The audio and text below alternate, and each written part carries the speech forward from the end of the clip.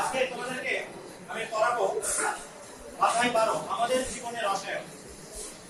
অর্থাৎ আমাদের জীবনে কোন কোন ক্ষেত্রে আমরা বিভিন্ন রাসায়নিক দ্রব্য ব্যবহার করি বা আমাদের জীবনে রসায়নের ব্যবহার ঠিক কোথায় কোথায় আছে বাস্তব প্র্যাকটিক্যাল সেই বিষয় নিয়ে আজকে তোমাদের সাথে একটু কথা বলবো। প্রথমে আমরা বহুল ব্যবহৃত আমাদের কিচেনে ব্যবহার করি, আমরা বিভিন্ন রেস্তোরাঁতে খেতে যাই, রেস্টুরেন্টে যাই, সেখানে সবচেয়ে বেশি একটি রাসায়নিক পদার্থ ব্যবহার করা হয়, সেটা হচ্ছে বেকিং সোডা। বেকিং সোডাটা কি? সোডিয়াম হাইড্রোজেন কার্বনেট, এর নামই হচ্ছে বেকিং সোডা। আরেকবার বলছি, সোডিয়াম হাইড্রোজেন কার্বনেট, একে সোডিয়াম বাইকার্বনেটও বলা হয়, একে আমরা বলছি বেকিং সোডা। তাহলে বেকিং পাউডারটা কি? বেকিং পাউডার হচ্ছে বেকিং সোডার সাথে অর্থাৎ সোডিয়াম হাইড্রোজেন কার্বনেটের সাথে যদি আমরা টার্টারিক অ্যাসিড যদি মিশ্রিত করি, টার্টারিক অ্যাসিডের সংকেত হচ্ছে C4H6O6, টার্টারিক অ্যাসিড যদি মিশ্রিত করি তাহলে যে পদার্থটা পাওয়া যাবে সেটি হচ্ছে আমাদের বেকিং পাউডার। আরেকবার বলছি, বেকিং সোডার সাথে অর্থাৎ সোডিয়াম হাইড্রোজেন কার্বনেটের সাথে যদি আমরা টার্টারিক অ্যাসিড যুক্ত করি তাহলে যে পদার্থটি পাওয়া যাবে সেটি হচ্ছে আমাদের বেকিং পাউডার। বেকিং পাউডার আমরা কিভাবে তৈরি করব? তো বেকিং পাউডার তৈরি করতে আমাদের তিনটি যৌগ দরকার। এক নম্বর হচ্ছে কার্বন ডাই অক্সাইড, দুই নম্বর হচ্ছে অ্যামোনিয়া গ্যাস এবং তিন নম্বর হচ্ছে সোডিয়াম ক্লোরাইড, টেবিল সল্ট বা খাদ্য লবণ। আমরা বলছি বেকিং সোডা তৈরি করতে আমাদের তিনটি রাসায়নিক পদার্থ লাগবে। এক হচ্ছে কার্বন ডাই অক্সাইড, দুই অ্যামোনিয়া গ্যাস, তিন হচ্ছে সোডিয়াম ক্লোরাইড। তো বিক্রিয়াটা দুই ধাপে সম্পন্ন হয়। প্রথম ধাপে কার্বন ডাই অক্সাইড এবং অ্যামোনিয়া গ্যাস এর সাথে পানি যুক্ত করব আমরা, অর্থাৎ এর সাথে পানি যুক্ত হয়ে অ্যামোনিয়াম বাইকার্বনেট উৎপন্ন হবে। আমরা বলছি প্রথম ধাপে carbon die oxide, ammonia gas এবং পানি এই তিনটা যৌগ বিক্রিয়া করে অ্যামোনিয়াম বাইকার্বনেট উৎপন্ন করবে।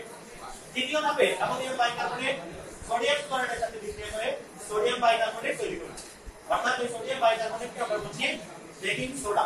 আর এর সাথে যখন টার্টারিক অ্যাসিড মিশ্রিত করব তখন সেটাকে বলবো বেকিং পাউডার। ক্রিয়া কৌশল বেকিং পাউডার কিভাবে কেক ফোলা বা বেকিং পাউডারটা আমরা ইউজ করব কেন? আমরা বাসায় যখন বিভিন্ন পিঠা তৈরি করি তখন আমরা বেকিং পাউডারটা ইউজ করি। তাহলে বেকিং পাউডারটা সেটার মধ্যে যে টার্টারিক অ্যাসিড আছে তার সাথে প্রথমে বেকিং সোডাটা টার্টারিক অ্যাসিডের সাথে বিক্রিয়া করে সোডিয়াম টার্টারেট লবণ তৈরি করবে, কার্বন ডাই অক্সাইড তৈরি করবে এবং পানি তৈরি করবে।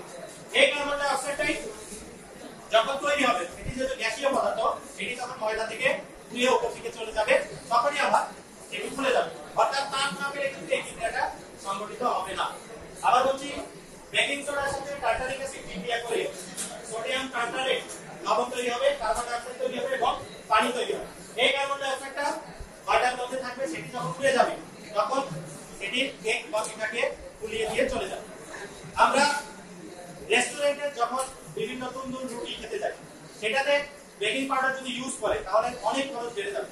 সেখানে আমরা ইস্ট ব্যবহার করি। ইস্ট এক প্রকারের ছত্রাক। তোমরা বায়োলজিতে পড়েছো যে ইস্টের স্বভাব শ্বসন ঘটে, সেই স্বভাব শ্বসন বিক্রিয়ার মাধ্যমে কার্বন ডাই অক্সাইড তৈরি হয়। বেকারিতে যে পাউরুটি তৈরি করা হয় সেখান থেকে আলাদা একটা সেন্ট আছে, ফ্লেভার আছে, সেখানেও ইস্ট ব্যবহার করা হয়। কিভাবে? এই বেকারির যে ময়দাটা দেওয়া হয় সেই ময়দার সাথে চিনির দ্রবণ দেওয়া হয়।